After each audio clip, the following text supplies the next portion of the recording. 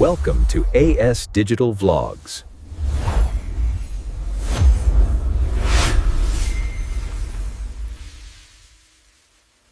చరిత్రను మార్చాలంటే ఒక్కోసారి ఒక్క అడుగు చాలు తెలుసా? ఈరోజు మనం అలాంటి అడుగులు వేసి భారతదేశ గతిని మార్చేసిన కొందరు మహిళల గురించి తెలుసుకుందాం. వాళ్లు కేవలం అంచనాలను అందుకోవడమే కాదు, సరికొత్త అవకాశాలకే దారి చూపించారు.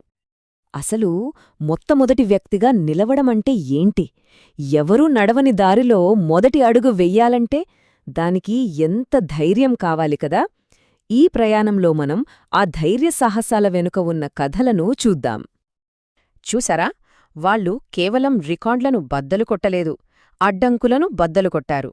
ఈ మాట వింటేనే మనకు అర్థమవుతుంది వాళ్ల స్ఫూర్తి ఎంతో గొప్పదో.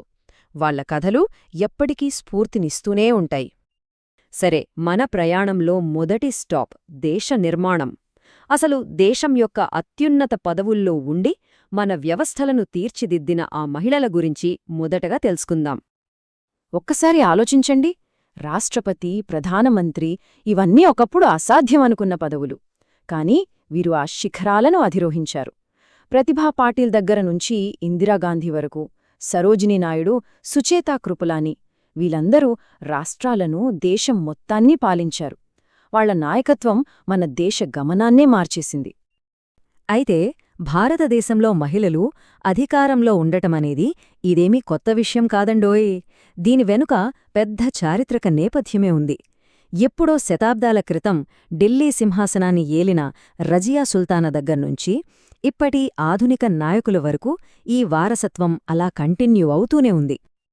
ఇక పాలన మాత్రమే కాదు, పురుషుల ఆధిపత్యం ఉన్న రంగాల్లోకి కూడా దూసుకెళ్లారు.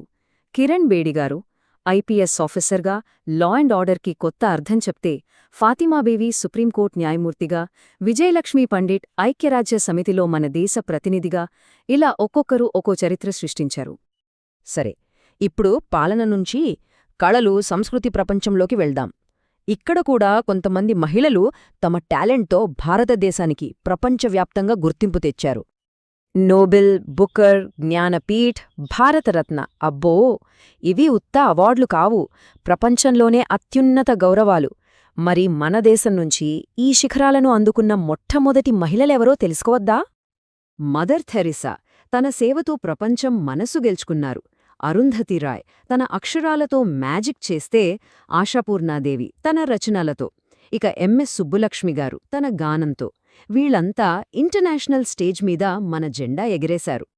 ఆ తర్వాత రీటా ఫారియా, సుస్మితా సేన్ ఈ ఇద్దరూ భారతదేశపు అందాన్ని, తెలివితేటల్ని ప్రపంచానికి పరిచయం చేశారు.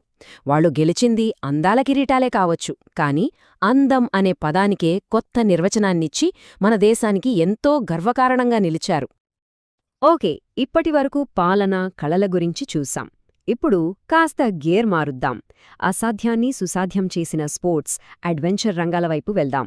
ఇక్కడ మానవ శక్తికి హద్దుల్లేవని నిరూపించిన వాళ్ల కథలు విందాం. ఈ నంబర్ చూడండి, 1. ఏంటిది? ఇదే ఒలింపిక్స్లో ఒక భారతీయ మహిళ సాధించిన మొట్టమొదటి పతకం.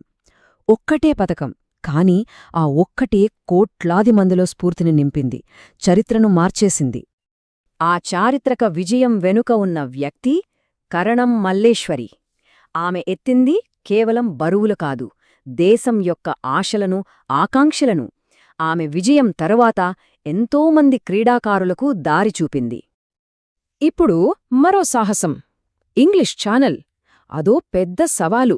ఆ చల్లటి నీళ్లలో బలమైన ప్రవాహాలకు ఎదిరీదడం అంటే అది సంకల్పానికి అసలైన పరీక్ష అన్నమాట. ఆ పరీక్షలో నెగ్గి ఆ సాహసాన్ని పూర్తి చేసిన మొట్టమొదటి భారతీయ మహిళ ఆరతి సాహా. ఆమె ధైర్యం నిజంగా అపారం. వీళ్ల ప్రయాణం భూమిమీద ఆగలేదు, ఆకాశాన్ని దాటిపోయింది. భూమిమీద అత్యంత ఎత్తైన ఎవరెస్టును బచేంద్రి పాల్ అధిరోహిస్తే, ఆ హద్దుల్ని కూడా చెరిపేసి ఏకంగా అంతరిక్షంలోకి అడుగుపెట్టారు కల్పనా చావ్లా. ఒకరు భూమిని జయిస్తే మరొకరు ఆకాశాన్ని అందుకున్నారు. ఇద్దరూ కొత్త దారుల్ని చూపించారు. ఈ లిస్ట్ ఇంకా ఉంది. ఆకాశంలో విమానం నడిపిన మొదటి మహిళా పైలట్ దుర్భా బెనర్జీ, ఏషియన్ గేమ్స్లో గోల్డ్ మెడల్ గెలిచిన కమల్జీత్ సంధూ, టెన్నిస్ కోర్టులో WTA టైటిల్ గెలిచిన సానియా మిర్జా, ఇలా చెప్పుకుంటూ పోతే చాలామందే ఉన్నారు. సరే, ఇప్పుడు మన చివరి విభాగానికి వచ్చేశాం.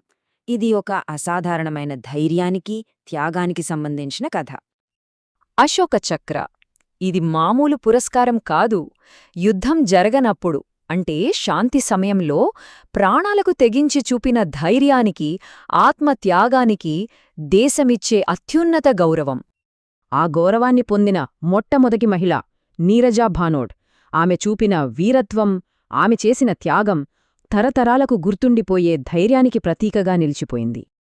చూశారుగా, వీళ్లంతా దారులు వేశారు, తలుపులు తెరిచారు.